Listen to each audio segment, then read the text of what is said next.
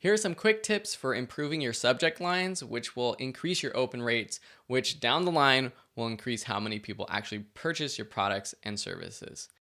The first tip is to keep it short and sweet, specifically because a lot of people are checking their emails on their mobile devices, and when they're using their apps to open their email, they don't see the full subject line. So the first few words are the most important, and if you can, keep it so all of the words of your subject line appear on a mobile device, that's even better. Before I go any further, I do want you to understand that it's difficult to use all of these tips at once. So if you can't use all of these tips in all of your email subject lines, it's okay, but use as many as possible. The next tip is to use the word you, and this is an important thing for all types of sales copy, and it works for email subject lines too.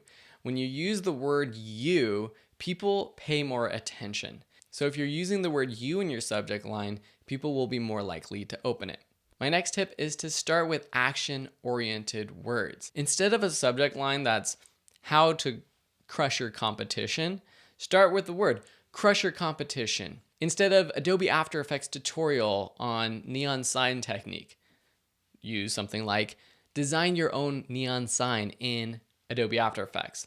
Using an action word to start your email subject line will inspire action first for those people to actually click and open that email. One popular theory is to use fear of missing out, FOMO. So using subject lines that are like tonight only, if you're having a sale and this is the last night of the sale. This deal is over at midnight. You won't want to miss out on this. Don't know the secret to success? Those are subject lines where it gets people thinking, oh, well, if I don't open this email, well, am I missing out on something? And that's what you should be thinking of.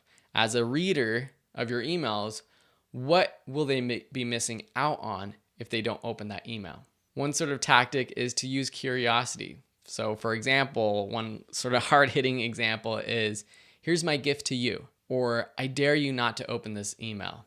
Those kinds of tactics, they're a little bit, I don't want to call them sketchy, because you can still provide a lot of value with them, but they're a little bit clickbaity, I'll be honest, but they work. That's why my email with the subject line, what did I do wrong, is really good, because it builds curiosity. People are wondering, what did Phil do wrong?